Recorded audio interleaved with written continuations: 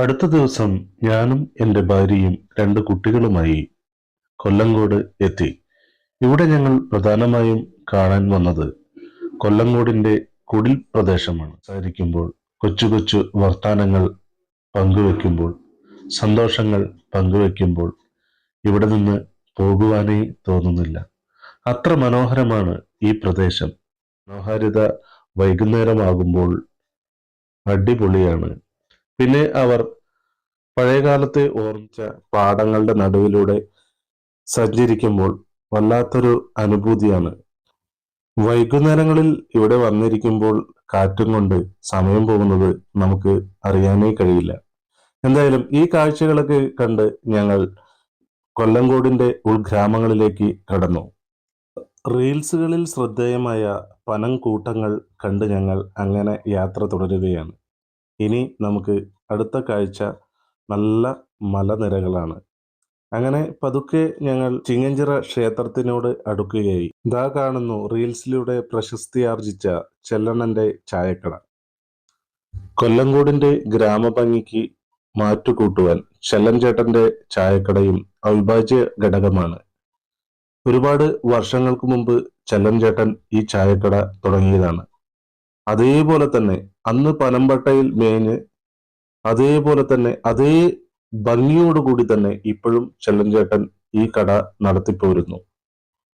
ഇപ്പോഴും വരാന്തയിൽ ആളുകൾ വന്ന് ഇരുന്ന് ചായ കുടിക്കുകയും അതേപോലെ തന്നെ പഴയ ആ തൂണിനോട് ചേർന്നുള്ള ബെഞ്ചും മനോഹരമാണ് കാഴ്ച. പ്രകൃതിക്ക് എന്തൊരു മാറ്റമാണ്, എന്ത് രസമാണെന്നറിയോ കാണാൻ. വളരെ മനോഹരമായ പ്രകൃതി ഇങ്ങനെ ഒരുക്കി വെച്ചിരിക്കുകയാണ് തനി നാട്ടിൻപുറം. അങ്ങനെ ഞങ്ങൾ ഏകദേശം ചിങ്ങഞ്ചിറ ക്ഷേത്രത്തിനോട് അടുത്തെത്തി. ഇനി ഇവിടുത്തെ കാഴ്ചകൾ നമുക്ക് കാണാം.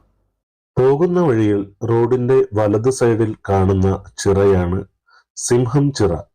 സിംഹം ചിറ മാറി കാലക്രമേണ അത് ചിങ്ങൻചിറ എന്ന പേരിലേക്ക് മാറിയിരിക്കുന്നു. ഇപ്പോൾ ഈ പ്രദേശം ചിങ്ങൻചിറ എന്ന പേരിലാണ് അറിയപ്പെടുന്നത്. ഇവിടുത്തെ പ്രധാന പ്രതിഷ്ഠ കറുപ്പസ്വാമിയാണ്. തമിഴ്നാടിന്റെ കൾച്ചറിനോട് സമാനമായ രീതിയിലാണ് ഇവിടുത്തെ പൂജാവിധികളും മറ്റും നടക്കുന്നത്. ഭഗവാൻ അയ്യപ്പന്റെ സൈന്യാധിപനായ ശിവഭൂതമാണ് കറുപ്പസ്വാമി എന്ന് അറിയപ്പെടുന്നു. കറുപ്പസ്വാമി എന്നാൽ ഒരു നാടിന്റെ രക്ഷാധികാരി എന്നും അറിയപ്പെടുന്നുണ്ട്. ഇവിടെ മനസ്സറിഞ്ഞ് പ്രാർത്ഥിച്ചാൽ നമ്മൾ വിചാരിക്കുന്ന കാര്യങ്ങൾ സാധിക്കും എന്നാണ് പറയപ്പെടുന്നത്. അതിന്റെ ഉദാഹരണമാണ് സന്താനങ്ങൾ ഇല്ലാത്തവർക്ക് സന്താന ലബ്ധിക്ക് വേണ്ടിയിട്ട് തൊട്ടിലുകളും അതുപോലെ തന്നെ വീടില്ലാത്തവർക്ക് വീട് ലഭിക്കുവാൻ വേണ്ടിയിട്ട് വീടിന്റെ മാതൃകയിലുള്ള ആർച്ചുകളും മറ്റും ഇവിടെ കെട്ടിത്തൂക്കിയിട്ടുണ്ട്.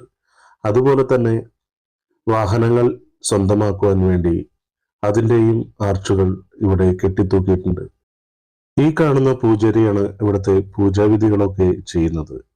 ഇവിടുത്തെ മറ്റൊരു വഴിപാടാണ് അവരവരുടെ വീടുകളിൽ വളർത്തുന്ന കോഴിയോ ആടോ മറ്റോ ഇവിടെ കൊണ്ടുവന്ന് കറുപ്പസ്വാമിക്ക് സമർപ്പിച്ച് ആഹാരം അവിടെ തന്നെ പാചകം ചെയ്ത് കഴിക്കുന്ന ഒരു രീതി. ഇതിവിടുത്തെ ഒരു ആചാരമാണ്.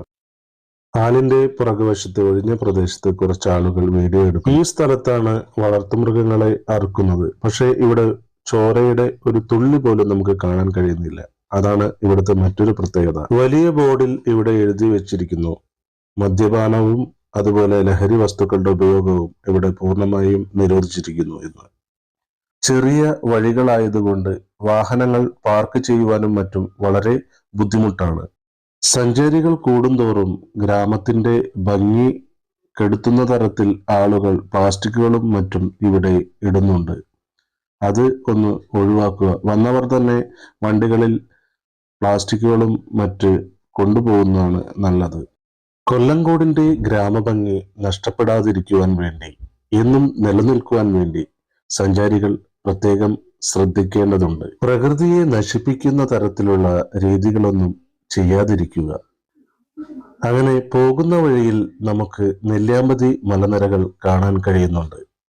എന്ത് ഭംഗിയുള്ള സ്ഥലമാണെന്നറിയാമോ? വളരെ മനോഹരമായി തന്നെ പ്രകൃതി അത് ഒരുക്കി വെച്ചിട്ടുമുണ്ട്. യാത്രകളിൽ ഇതൊക്കെ കൺകുളിരെ കാണുമ്പോൾ തന്നെ മനസ്സിനും ശരീരത്തിനുമൊക്കെ എന്ത് ആനന്ദമാണെന്നറിയാമോ. ഇവിടം വരെ മാത്രം വാഹനങ്ങൾ വരികയുള്ളൂ. ഇനി കുറച്ച് ദൂരത്തേക്ക് നമുക്ക് നടക്കണം. അങ്ങനെ കുന്നുകയറി ഞങ്ങൾ ഏകദേശം സീതാർകുണ്ട് വെള്ളച്ചാട്ടത്തിന്റെ അടിവാരത്തേക്ക് എത്തുകയായി.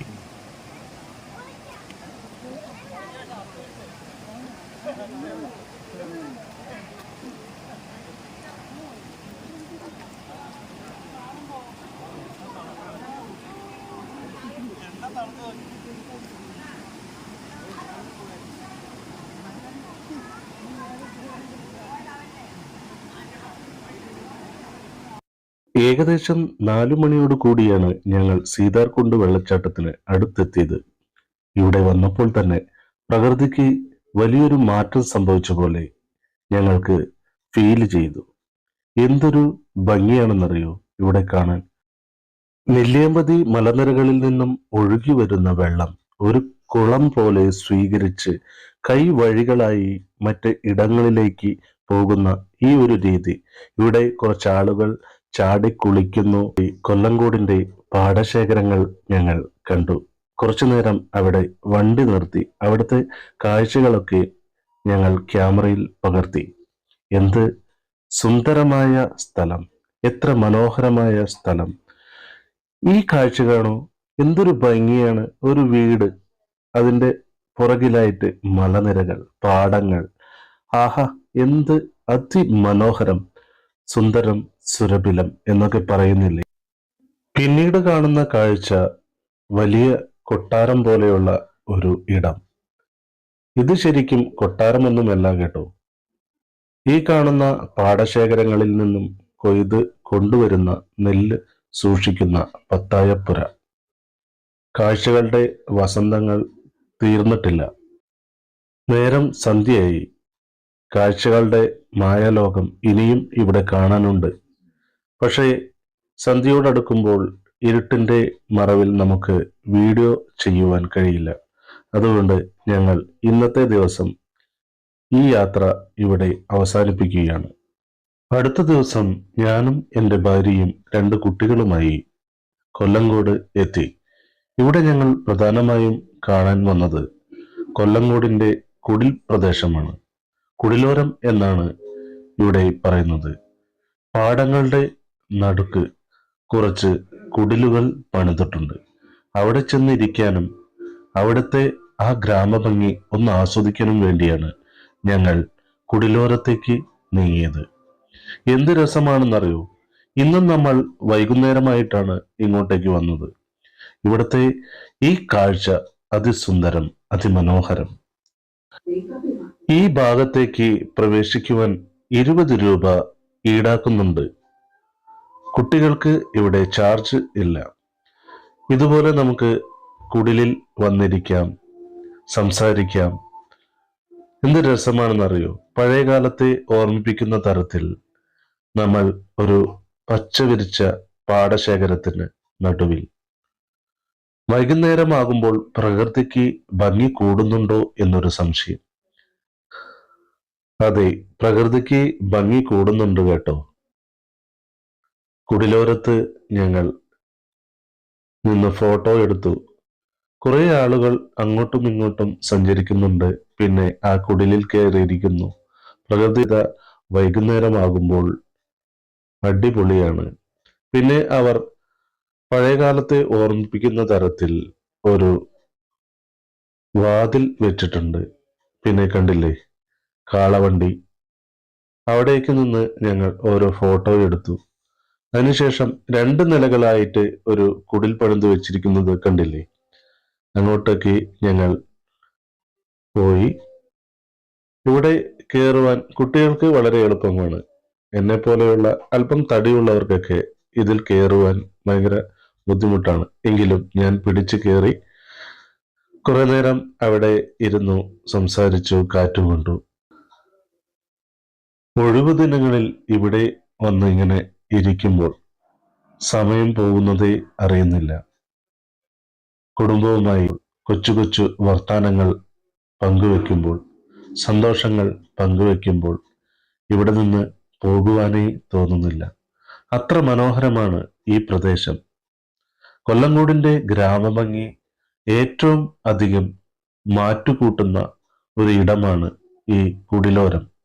ഏകദേശം 300 ഏക്കറോളം ഈ പാടശേഖരങ്ങൾ ഉണ്ട് എന്നാണ് പറയുന്നത്.